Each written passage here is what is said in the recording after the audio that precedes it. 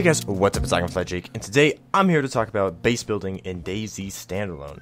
And base building is something that is in the back of everybody's mind. It feels like it's just not like it's not getting anywhere. I don't hear a lot about people building bases. I don't see a lot of videos about people with bases. Like I don't know, I see Let's Plays, and there's just not time to build the bases, and there's not enough stuff in the game to really call DayZ in any way a base building game. So I don't want you to think I'm labeling it as that, but base building is a part of DayZ that we hope to come in the future. At least I do, and actually the developers also plan on it being a part.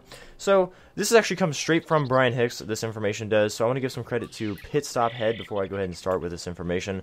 He was lucky enough, or dedicated enough, or awesome enough, whatever he did. He got an interview with Brian Hicks. There's part 1 and part 2. I will link you to his channel in the description below if you want to check out these interviews, which I think you should, because it actually talks a lot about the future of DayZ and has a lot of promising information and kind of gets you in the mind of the developers and realizing this game is going somewhere, whether it's getting bought or not, whether people hate it or not. Bohemia Interactive is going to release this game in full.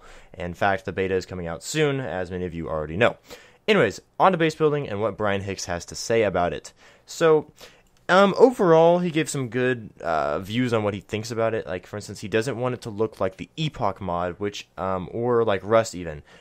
So don't think it's going to look like Rust base building at all. You're not going to walk around Ternaris and see giant. He literally referenced sky bases and says he doesn't, no sky bases, no, because back in the Epoch mod, people would build, super tall bases you could, fly a helicopter up to, only stuff like that. That's just not going to happen. It is cool, but it just doesn't fit. Like that's not going to happen.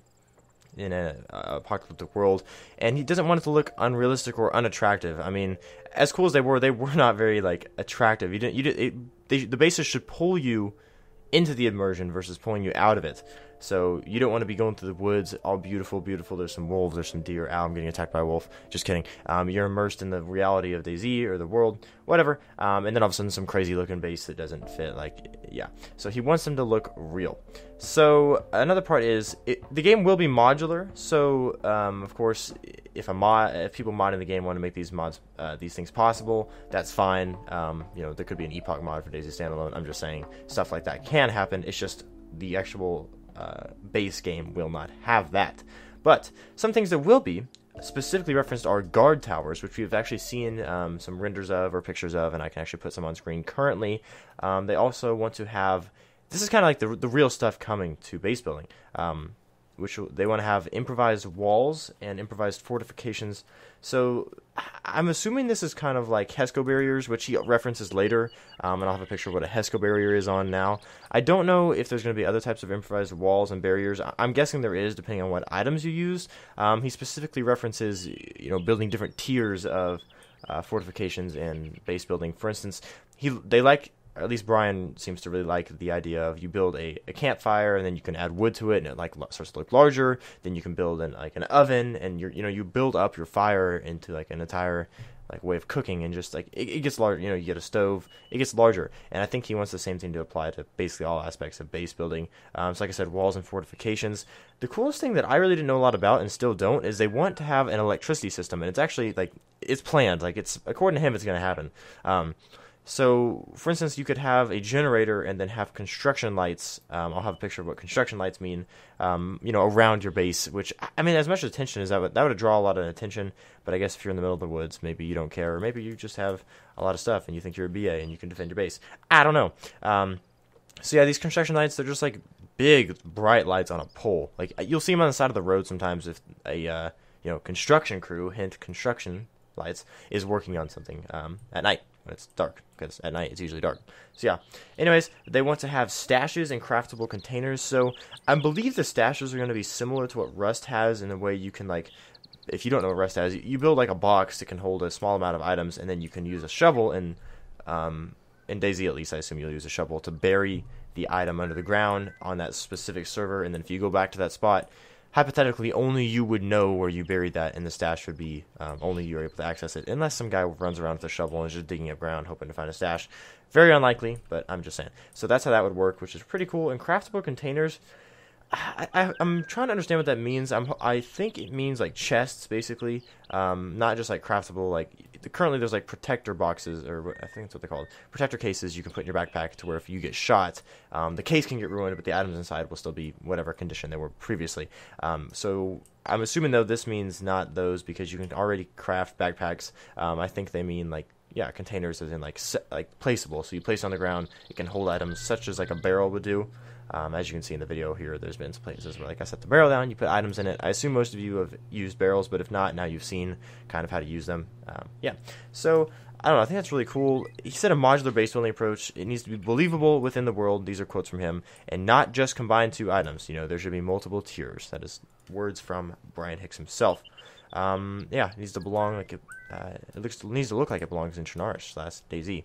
Now, another question that was asked by Pitstop Head or a user submitted to him was, what about fortifications of, let's say, like a house that's already there? So what that means is like if you play Call of Duty Zombies or actually lots of zombie games, or movies even, people go up to the windows and they board up the windows. They hammer wooden planks into the walls, and then the house is quote unquote fortified. So, or you fortify the door, you upgrade entrances.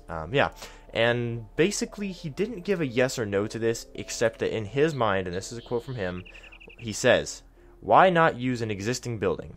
So he's saying like it makes sense. Like if you could either take a ton of resources and build your own base and take a lot of time to do that, or you could use a really nice looking house that's already sitting there and all you have to do is fortify the windows. So basically he's saying it makes sense for that to exist. It's realistic to expect that to happen, especially if it was your own house in the world when the zombies came out. You'd probably want to stay in your own house if possible.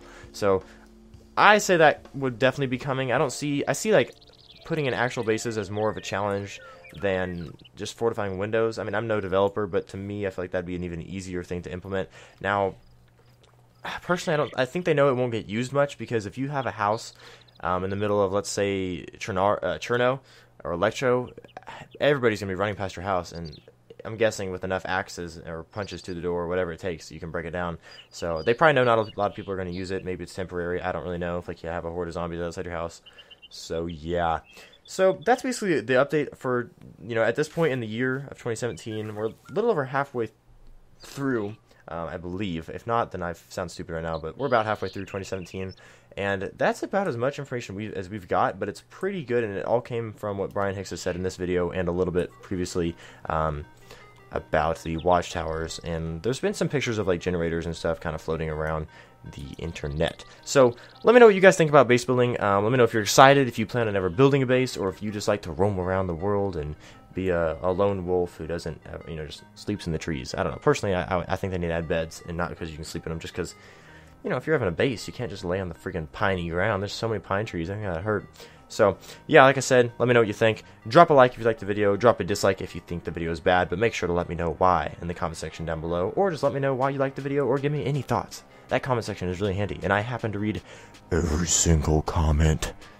So drop a comment, drop a like, and drop a subscribe. Nobody ever says that, but I'm starting that phrase now. Drop a subscribe. I hope to see all of you in my next video. Thanks for watching.